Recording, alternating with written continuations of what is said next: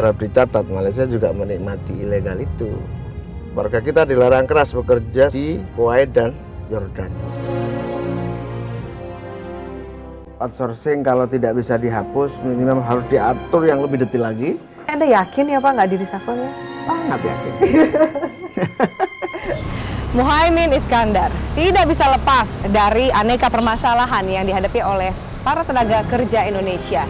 Nah, sebagai Menteri Tenaga Kerja dan Transmigrasi, ia tidak bisa cuci tangan terhadap nasib dan juga masa depan para TKI. Tapi mengapa ia kemudian memberikan pengurusan TKI kepada BNP 2 TKI? Dan apa yang membuat Muhaimin Iskandar kemudian mengkaji ulang Undang-Undang Ketenagakerjaan? Simak wawancara Newsmaker interview dengan Menteri Tenaga Kerja dan Transmigrasi Muhaimin Iskandar berikut ini.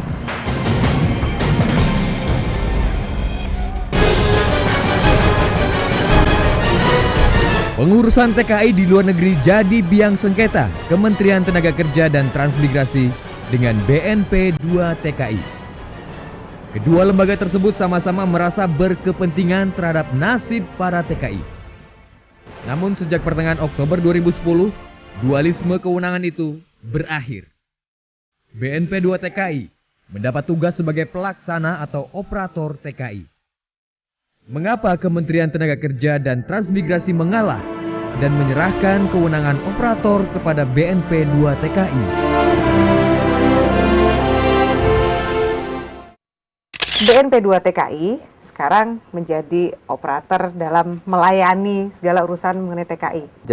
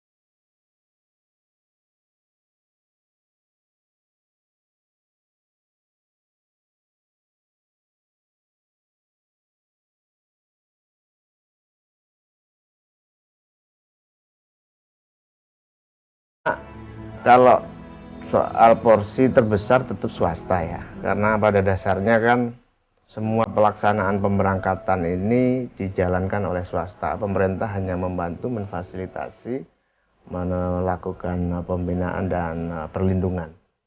Nah, BNP 2 TKI itu semacam aparat yang melakukan pengecekan pelayanan publik sekaligus mempermudah jalur-jalur proses birokrasi saja. Sehingga porsi terbesar tetap swasta. Nah, dalam hal ini PJTKI atau PPTKIS. Pemerintah dalam hal ini hanya sebagai pelaksana pelayanan saja. Karena itu terbatas pada beberapa hal yang saya kira dengan BNP 2 TKI melaksanakan itu, kami harus melakukan kontrol ketat lebih enak. Tapi ini tidak karena BNP 2 TKI kemudian teriak-teriak di media yang mengatakan bahwa ini ada 2 pintu. Oh, enggak. Karena kita melihat sekarang semua pelayanan harus 1 pintu. Proses pelayanan publik jangan sampai ada proses yang berkepanjangan. Kita tidak ingin terjadi high cost biaya ekonomi karena waktu.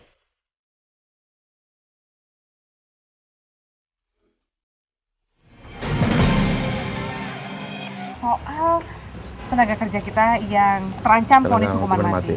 Ya. Bagaimana Anda sebagai seorang menteri mendengar berita itu? Kita semua sangat kecewa dan prihatin dengan peristiwa-peristiwa itu.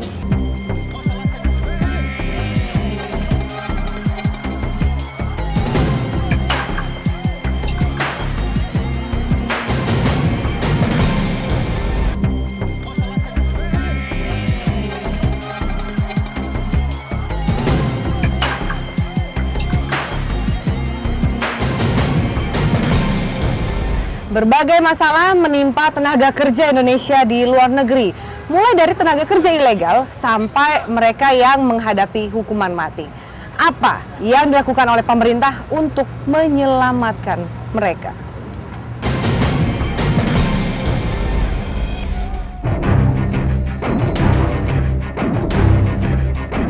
Tekanan ekonomi yang amat tinggi di negeri sendiri dan impian meraih penghasilan yang memadai di luar negeri mendorong TKI mengadu nasib di berbagai negara.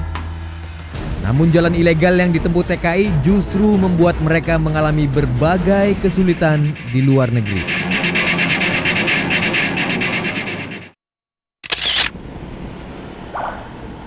Benarkah 1/4 dari TKI kita yang ada di Malaysia itu adalah TKI yang bermasalah? Saya kira hampir lebih 1/4, jadi kira-kira hampir setengahnya adalah para TKI yang berangkat tanpa dokumen resmi.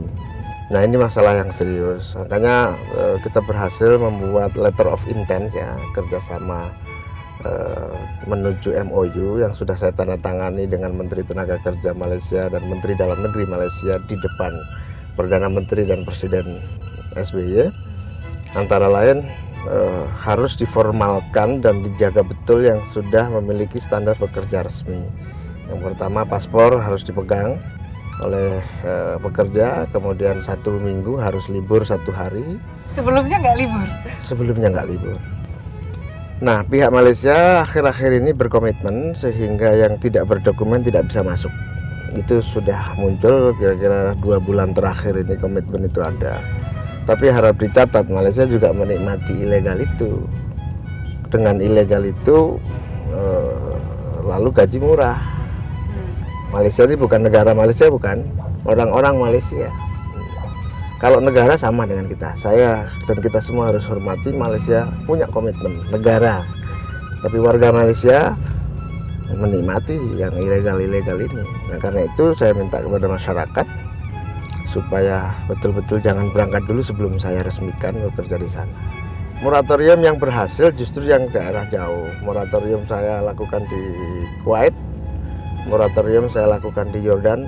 Warga kita dilarang keras bekerja sebagai pembantu rumah tangga khususnya atau TKI di Kuwait dan Yordan karena Yordania parah sekali. Parahnya itu kenapa, Pak? Jadi mereka diberangkatkan ke Yordania tapi tidak bekerja di Yordania, nanti dipekerjakan di negara lain. Kuwait juga begitu. Nah, alhamdulillah penutupan 2 tempat ini berhasil.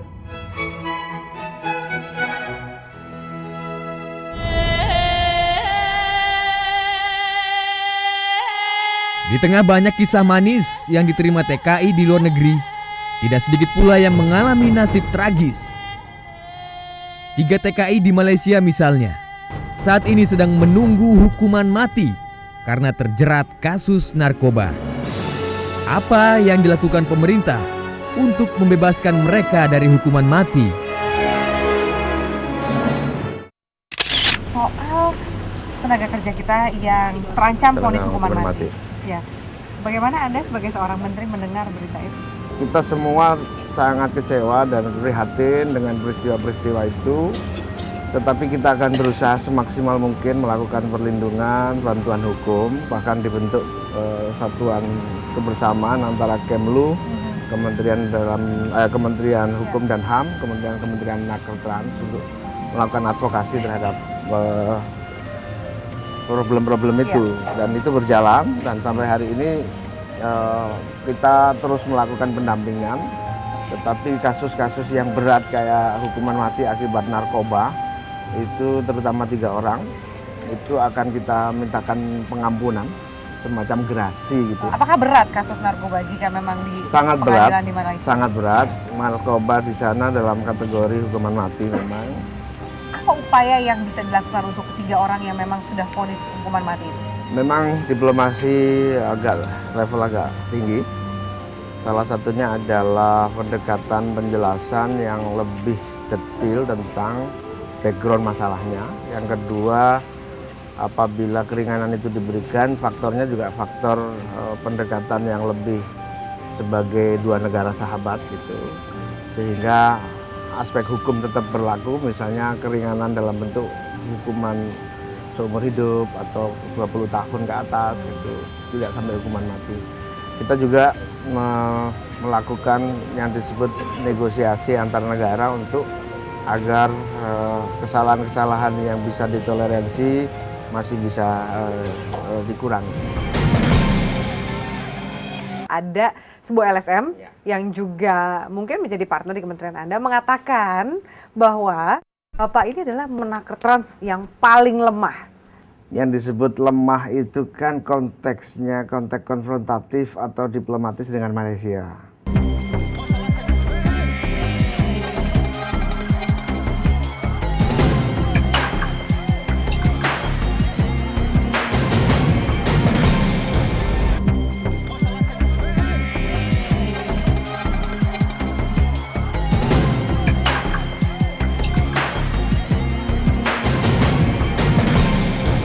Bekerja dan bekerja adalah satu hal yang harus dilakukan oleh seorang menteri. Nah, mengenai evaluasi terhadap kinerja sang menteri, itu adalah satu hal yang lain. Bagaimana Muhaimin Iskandar kemudian juga menyikapi soal isu reshuffle kabinet yang menimpa dirinya.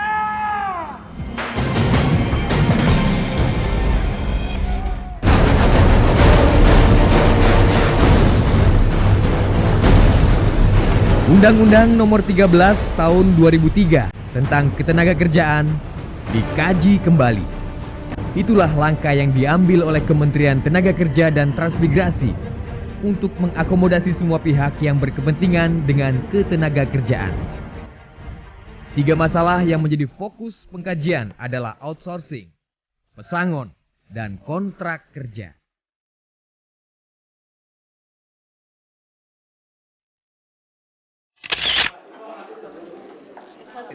Undang-Undang Nomor 13 baru apa tahapnya sekarang, Pak? Undang-Undang Nomor 13 Tahun 2003 ini kan undang-undang yang diharapkan menjadi titik temu kepentingan yang lebih produktif antara pekerja dan pengusaha. Ada 3 pasal atau 3 tema yang senantiasa masih menjadi ganjalan di kedua belah pihak.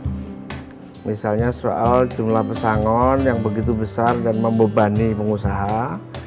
Bahkan menurut pengusaha belum tentu bisa melaksanakan pesangon itu. Itu yang keinginan mereka untuk merubah. Yang kedua, keinginan dirubah itu adalah proses skorsing, yang apabila seseorang karyawan melakukan tindakan kriminal, itu skorsing harus menunggu proses pengadilan dan gaji harus terus diberikan. Ini memberatkan pengusaha. Yang memberatkan pekerja adalah 3. Yang pertama outsourcing. Lebih banyak yang memberatkan pekerja nih, jangan-jangan. Kita bisa memahami outsourcing itu solusi sementara dalam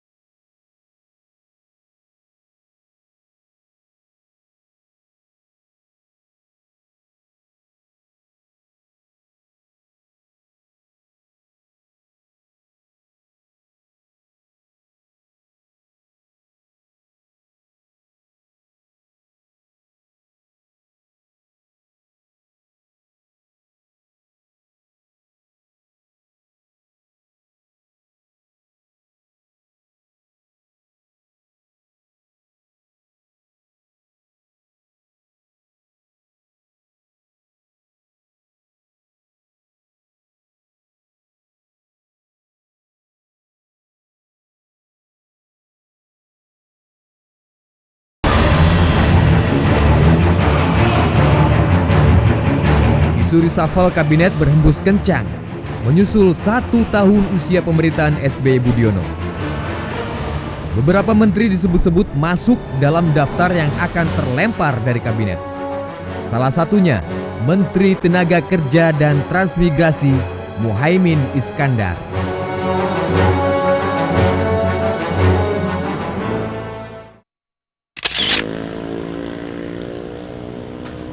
Gimana Pak rasanya lihat tiap hari di demo gitu? Mungkin nggak tiap hari, seminggu sekali deh udah Seminggu jadi sekali. langganan gitu. Saya merasakan demo itu sebagai salah satu ekspresi perjuangan mereka. Kita harus tangkap dengan baik. Sejauh mungkin saya bisa membantu dan memfasilitasi. Saya sudah tekankan kepada staf-staf saya. Pokoknya semaksimal mungkin kementerian ini harus membantu para buruh dalam mencari solusi. Ada sebuah LSM yang juga mungkin menjadi partner di kementerian Anda mengatakan bahwa Bapak ini adalah menaker trans yang paling lemah.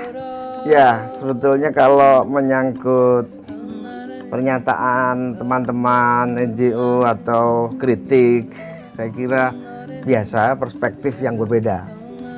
Yang disebut lemah itu kan konteksnya konteks konfrontatif atau diplomatis dengan Malaysia. Jadi jangan disalah tafsirkan. Sehingga kalau saya disuruh ikut bicara keras tentang Malaysia, anak-anak saya terlampau banyak yang harus dilindungi di Malaysia. Tidak mungkin saya berstatement keras atau terlampau berstatement politik dalam artian diplomasi. Justru saya mengurangi betul, membuat pernyataan-pernyataan yang bersifat memanaskan suasana antara Indonesia dengan Malaysia. Sekarang lagi topik panasnya adalah mengenai reshuffle kabinet. Anda deg-degan nggak sih Pak menanti-nanti reshuffle ini Pak? Pada dasarnya jabatan politik ini jabatan kepemimpinan yang siapapun bisa asal memiliki syarat kepemimpinan. Dan yang menilai seseorang bisa memiliki kepemimpinan yang baik atau tidak kalau soal jabatan menteri bersih presiden. Ya, saya terserah presiden saja. Kalau misalnya Bapak di reshuffle, apa yang akan Anda lakukan? Seperti yang saya sampaikan, reshuffle kewenangan presiden, tentu presiden pasti akan memiliki alternatif buat para menterinya untuk mengabdi. Tapi saya sampai hari ini berkali-kali bertemu beliau, tidak ada tanda-tanda itu. Kayaknya Anda yakin ya Pak nggak di reshuffle ya? Sangat yakin. Sangat yakin.